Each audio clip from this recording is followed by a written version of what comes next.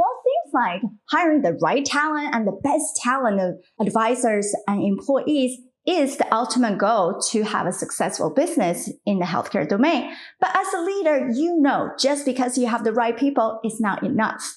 Let's discover how we can create the best company culture and integrate the talents together to quickly scale your organization.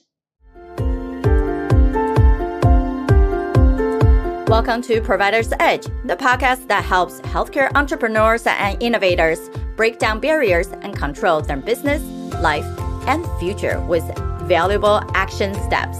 With me, your host, Sabrina Rumbach, a recovered clinician and a business deal catalyst.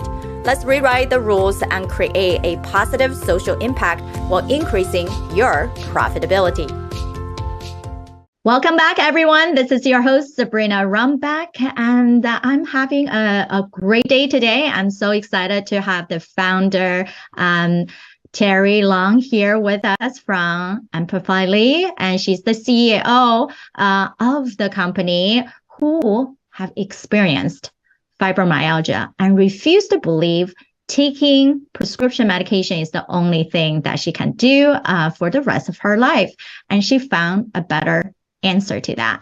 And one of the body's main job is to heal itself. And along with her journey to restore her health, she discovered that cannabis was the answer for so many chronic illnesses. And therefore, she created the company and with the knowledge that she wanted to share with others.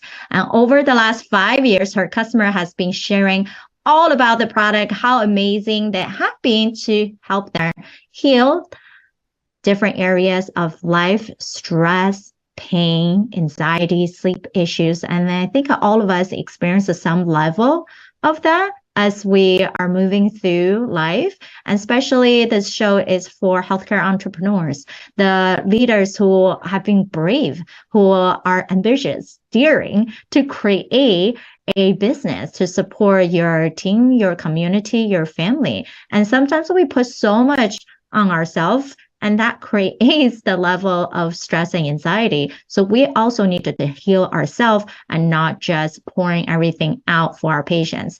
So thank you so much, Terri, for being here today. No problem, Sabrina. Thank you for having me. Yeah, I know I cannot ever share how amazing our speakers are, just like yourself. So I wanted to have a little bit more of your background when you start discovering your own struggle with chronic pain. And then what was the pivot that you had to say, hey, I can do something different. And that's how I start to serve the healthcare space. Sure. Well, I was in corporate for 20 some years, started in my 20s, and I just noticed that I was not feeling well all the time. I went into the office and I was mostly feeling not well when I was in the office. So I saw many different doctors, rheumatologists, neurologists. I saw them all. I probably went through 6 doctors trying to figure out why I wasn't feeling well. And they weren't really sure. The tests were all negative. I even had one doctor admit that I was allergic to work.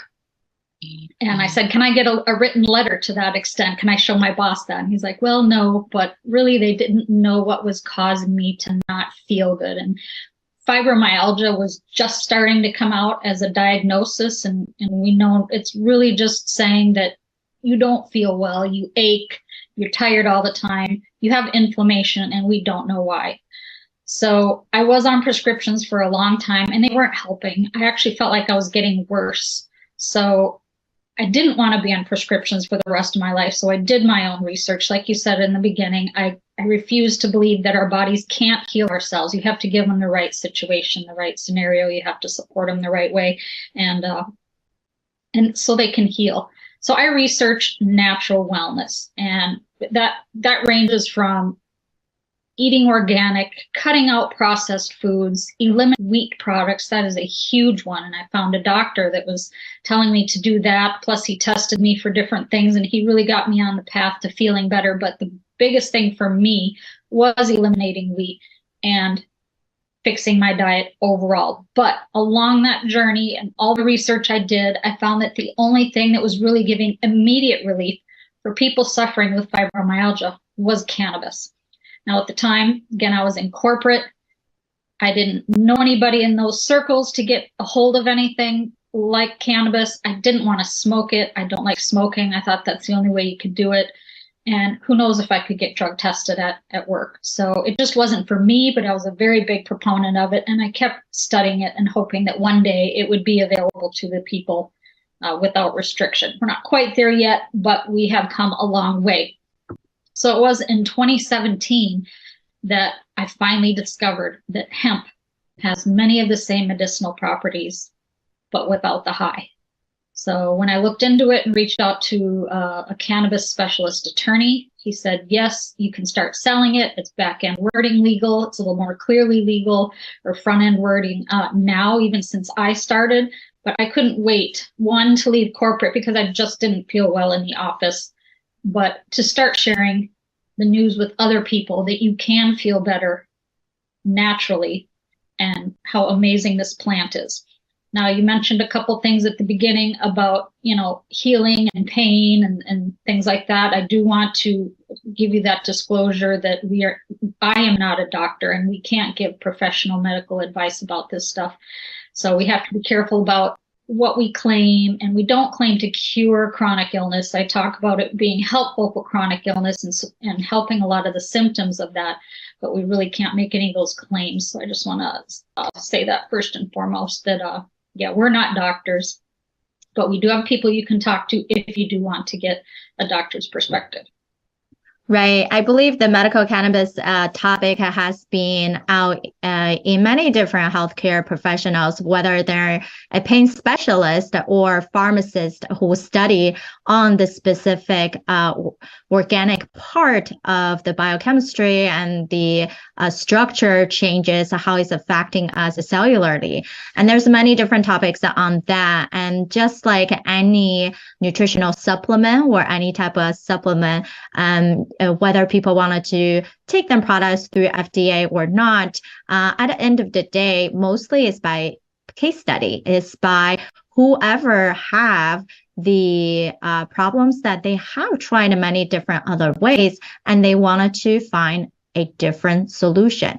I think that's why we call everyone patients, because we have to have the patient to even fix our own issue, no matter what that means, whether it's a diagnosable disease or something like stress and difficulty sleeping, which, yes, we can all tag 10 code on it, but how are we really seeing things as a whole?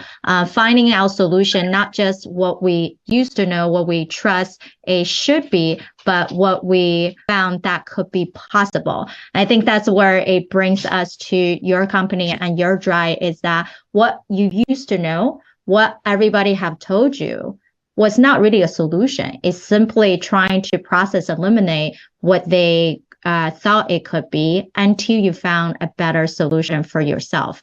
Yeah. And so running this is not going to be easy, right? So when you started creating this company, the drive was definitely there, and we clearly see your passion in it. So how did you, for anybody else who, whether they're a medical professional or someone else, I think all of us have thought about, hey, I want to run a product, right? Like I have a new discovery. I found this, whether it's by clinical trial, whatnot. So at what point you found that I can make this company successful? And what are some of the key points that drove your success into the current state? Well, I did a lot of research in the beginning, and a lot of my background in corporate and such helped me really launch a business for myself. I was really amazed how my random past experiences that I didn't think were relevant at the time came together very nicely in launching my own business, especially coming out of the corporate world. I was in software development. That helped me with a lot of things.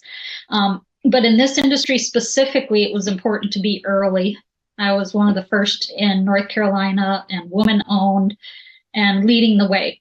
So not many other people were doing it at that time. So we were getting a lot of interest. Now, since then, most people know you can get hemp-infused, CBD-infused products just about anywhere. A lot of companies have come and gone since then. we're still around, again, 5 years plus.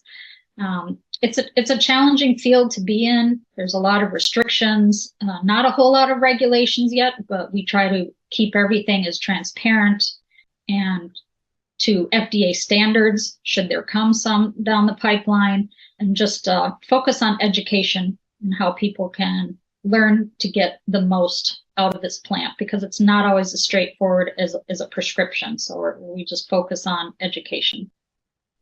Right. I think that's a great point to tap into. Many of us are running our own practices. That's also patient facing, right? You're running at the end of the day B2C business. So what do you find the most helpful? In what way have you tried in your marketing, in your strategies to be able to better educate patients? And so then they believe in your product and eventually become a client. Yep. So educating is the key. We can't really outright sell in most advertising. So educating, we can't use a lot of terms. Like, we could get dinged for using the words pain and anxiety. We've tried print advertising, display ads, social media advertising has a lot of restrictions unless you have a lot of money to put into that. So the best way to go about it is word of mouth and getting in front of the client and our customers and letting them try it first. And being there for them. I started out in an office doing consultations before I opened a retail store, which still offered those consultations, but guiding the customer along and not just selling something online and they're off to try it themselves and whether it works or not. We have lifetime consultations before you purchase anything, during, if you're not getting the results that you need, and after. I mean, a lifetime, we're there to help them. And if at any point they feel it's not helping them, they call us, we help them adjust. If it doesn't help them, we just issue a refund and don't ask for the product back. But the key is consultation. So many people have tried CBD by now and say it doesn't work. There could be many reasons for that. Fly-by-night companies, there really isn't any CBD in the product, or it's mislabeled. There aren't standards for labeling products yet. But most often they haven't experimented with it. Plus, there's different varieties of hemp products, from isolate, broad spectrum, full spectrum. So people get overwhelmed. We have to focus on the education. We have to be there with them along the way and then not just pluck a product off the shelf. So that's a big difference. Exactly. What I'm hearing you say is definitely social media can be very overwhelming, especially for any supplement type of product out there. There's a language issue on what you can say and cannot say. So you best represent it's not a cure, and then it cannot be specifically attached to diagnosable disease per se. And therefore, it does come challenges on the branding side, right? Like, how do you describe it? What you found it works the best is the part about the right relationship that you have built and bring in the referrals. And so you can be face to face with those patients, whether it's on the phone, virtually, or in the office when you're doing consultation, and breaking down how come something worked or didn't work. And perhaps it is not the right content, concentration, whatnot, mislabeled for various reasons. And of course, you're here, right? Like, we also know media has been great. What's your experience in sharing product with various podcasting or big news outlet? How has that been working out for you? Again, with some restrictions, I've done some PR work. Social media is really touch and go for people in our industry. We can put a lot of effort into it. It can be very time consuming, a full-time job. I have put a lot of time and effort into my social media in the past, but for absolutely no reason, your page can be removed. And that happened to me after putting a lot of time and gaining a lot of followers and such on Instagram. It was just poof, gone one day. So I keep social media in mind. I think it's important to have and keep it looking nice, but don't go overboard on it, because again, it could just disappear one day, and rules and regulations change so quickly. You never know. So you have to be flexible in this industry, and social media is something you just do a very small part of your advertising on. And podcasts have been successful for me. I've done both sponsoring podcasts and interviews like this, and I find that relating to the customers and them hearing my story, podcasts are one of the best ways I feel is to reach your audience and get them educated. Right, because speaking, people love stories, and depend on who that audience are. Ours are healthcare professionals versus when you speak on the shows who are client facing, right? We all know pivot that story that's most relatable and tackle that, what we can give value in, right? Just like you're saying, many times over, educate. If we can be in the place of giving, sharing, and really there to deliver, then people understand our value system. They understand your true, genuine self are being who you are, trying to be a support. And then just so happen, we have a solution that they might consider to try. So I think that's definitely a great way to tap into this. And then, of course, none of us can run a big company or big practice of ourselves. So share a little bit about your team. How are you creating your team? And then what has been some of the wins or struggles that you encounter there? Yep. I mostly hire contractors online. I've hired contractors from all over the globe. The key is to focus on what my skills are, differentiate what my skills are and what I prefer to do, what I'm best at, and leave the rest for other people. Like I'm not really a salesperson. I'm a factual person. So I hire out my marketing team and social media help, tech support, things like that. You really do need a team. And I find very helpful websites like Fiverr and Upwork. Really easy to find and qualify people when there's lots of reviews on their work. You can see how much they've worked on those apps before, how many clients they've had and worked for.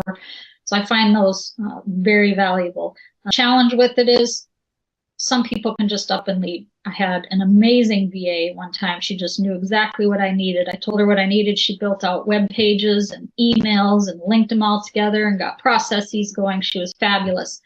Something came up and she was no longer available. So that's the thing with contractors is they may not always stick with you, but they're essential to have. And I think it's a great way to do it. Everybody likes working from home now. Try to find a great virtual assistant that can do it all is what most entrepreneurs need. You're hit it right on the nail. And most people have not realized is that what do you actually love to do and do really well? And that's what I talk about a lot with my clients, what we call that freedom compass, right? And I think, Terri, you tapped into that. You don't need to do everything because as an owner, we need to think as the executive level, as a stakeholder for your entity instead of continuous pouring in. And definitely the silent resignation or the people who just all of a sudden quit on us without a good enough explanation, or despite they have a really great explanation, you still lost someone. So that's a big challenge in many, many different areas and not just us in the healthcare space. I was just talking to a friend of mine, actually working with her, and same thing happened. She was saying that she took one of her assistants to a conference in California, had a great trip, said so appreciative of her, learning a lot. And then the very next day got a text message saying, I no longer will continue our work. I would terminate immediately. And she was so shocked. And that's sometimes it's hard to judge in what have happened, right? And then that's why we trying to figure out not only the most effective way, what's the structure you can have built, but the quality of people. Do you know their basic human need? Do you know that the internal drive that they have? Do you know what their projection is? How long they actually wanted to stick with you, right? And sometimes even you feel like you're showing them the appreciation, they still somehow felt uneven or not being represented the best way. So definitely developing your team is big, right? And then on top of that, we also continue to grow as an individual, to grow ourselves as a leader, so we can create bigger impact. So what are some of the ways that you have found to work really well for yourself to create that alignment in personal life, business vision, social support, and all kind of combine everything together? Well, we know that people more and more these days are wanting to work with like-minded businesses that share their values. So I think that, to the best of my knowledge, is the reason, possibly the reason why I lost this amazing VA, because I did give her autonomy to do what she excelled at and what she liked to do. And I, appreciated everything she did. But the more she realized where I was taking the brand and such, it may not have aligned with her personal values. People are very aware of that and want to work with like-minded. So I hope it's not becoming more and more divisive, but it's just becoming a fact that people learn who you are as a person and as a business and the people you're trying to reach based on what values, and do those align with them. So it's tricky when you're hiring people. You don't want to come out of the gate and say, these are my values. You want to, but you don't want to, or you shouldn't, or, hiring ethics, you can't say. So that's kind of a tricky balance, but ultimately you do want to find people. So it's great to find people through word of mouth, who already have your values. I just really think that people are more likely to stick with you when they know they have shared values with you. Greatly said. And building a company culture that everyone aligns to and really attached to the mission. And we know that works the best in retaining your staff and also with training and developing. And I agree. It's that value part of who they are, because we can change our perspective on different issues, and we can effectively disagree on things, but the core of who we are doesn't change. And so definitely can be a challenge, and especially in the hiring process. As one of the advice I always give to everyone who they're thinking about that transition and change is, even though you cannot ask about that person's core value, if that's a touchy thing, but you can still ask about, what's your opinion on our company mission? How do you think that align with who you are and your career projection? So it takes into making them to prove themselves, right? And in a way, we can all think on our seat, and sometimes, yes, it's difficult for people to think about, but that also tests how much they actually studied on your company. And they did not just show up on the interview thinking, okay, that's it, I'm just gonna talk about whatever, but without doing the right homework. And I think that's all, each component you can see how well that person fit you. None of us wanted to hire someone, give them a project, and they think you have to tell them every step of the way, right? And that's just not effective. Right. So I can, I'm willing to hire anybody regardless of their values. But as an employer, we can't discriminate that on that anyways. But it just eliminates that risk of them eventually finding out if they haven't researched you well enough to, like you said, have some vague questions in the beginning to ensure that they're aware of our values, whether they align or not, so they know that they're going to stick to it. That's really the way I've been approaching it. Yeah, awesome. And what's the big vision going forward?